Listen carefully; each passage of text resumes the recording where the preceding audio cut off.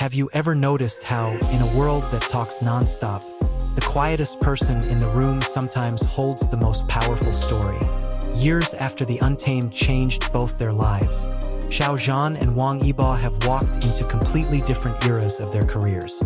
Yet one thing has never changed: Xiao Zhan's public silence whenever their past partnership is mentioned. No casual name drop. No playful anecdotes on variety shows.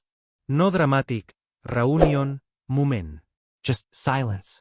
Tonight on Star Watch Now, we are not here to create scandals, but to gently explore one question. Why has Xiao Zhan chosen silence? And could that silence actually be a form of care, respect, and quiet strength? Stay with me. In modern celebrity culture, silence is often judged as a personality flaw. Why not just say something? Yet for artists in tightly managed industries, a single sentence can carry consequences that last for months. Xiao Zhan has experienced how quickly public narratives can turn into public battles. When a person has survived a period where their reputation felt fragile, they learn to treat words like matches in a dry forest, small, bright, and capable of starting fires. Mentioning Wang Yibo is not like mentioning a random co-star. Their history sits inside a highly sensitive emotional ecosystem.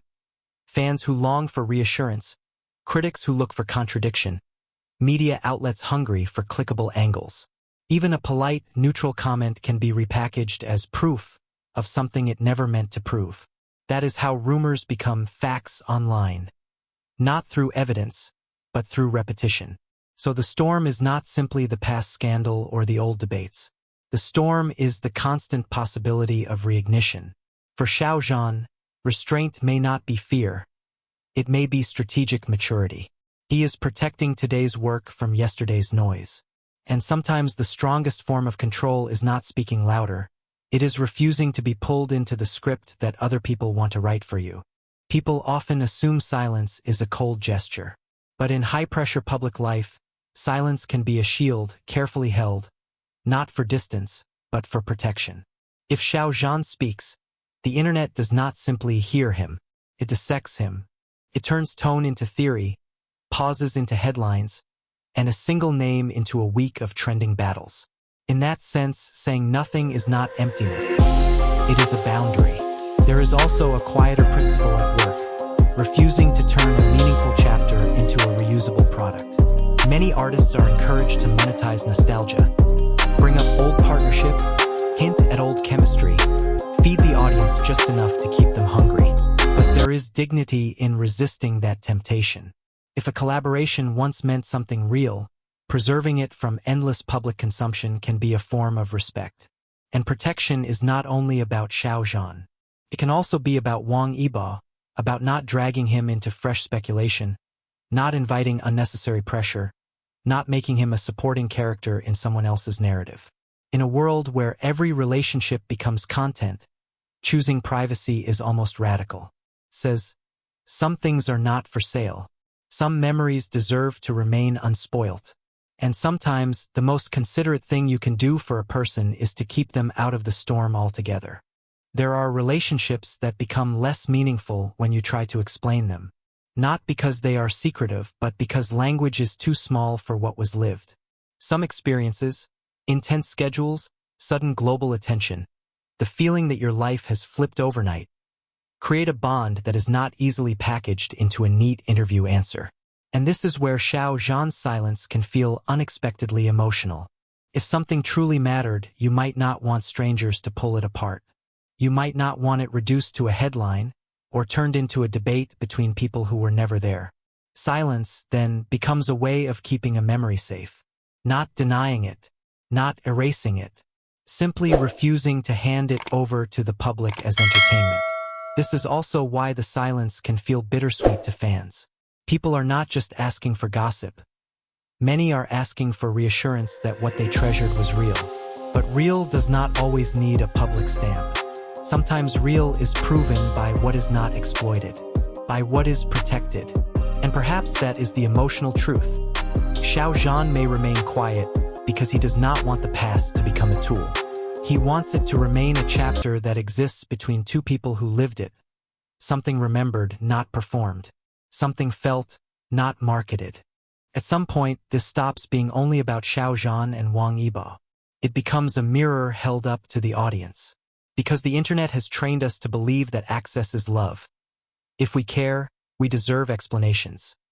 If we support, we deserve proof. If we wait long enough, we deserve a reunion. But real human relationships do not operate on demand. Xiao Zhan's silence can be read as a quiet refusal to let the public control the shape of his past. And that invites an uncomfortable question. How often do we, as fans, unintentionally pressure artists into emotional labor? How often do we turn their boundaries into mystery and their privacy into drama, simply because we want more? When an artist chooses not to speak, they may be doing something deeply mature, recognizing that public attention is not neutral. Consumes. It distorts. It turns personal history into a battlefield for strangers. In that environment, silence can be ethical, can be considerate. It can be an act of care for everyone involved, including the fans, because it prevents a cycle of hope and disappointment being constantly reignited. So perhaps the message is not stop caring. The message is care better. Honor what you loved without demanding ownership of it. Let artists be human, not characters trapped inside a narrative. Sometimes, the most respectful fandom is the one that knows when to stay quiet too. If one day their paths cross publicly again, the moment will matter not because it proves anything, but because it reminds people that life is larger than rumors. Imagine it. A brief greeting backstage, a polite nod at an industry event, a shared frame captured by accident rather than orchestrated for attention. The internet would explode, of course. But the most meaningful response would be the calmest one. Because if silence has been the chosen language until now, then a future meeting would not need grand speeches. It would not need an emotional confession or a carefully crafted statement. A small, ordinary moment would be enough, precisely because it would be ordinary.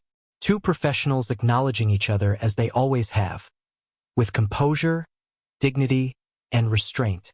And perhaps that is the deeper hope fans carry.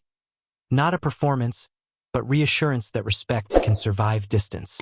That what they witnessed years ago was not a lie, even if it is not repeated. The truth is, reunions are not always about returning to the past. They are often about recognizing growth. If they meet again, it would not erase the years apart.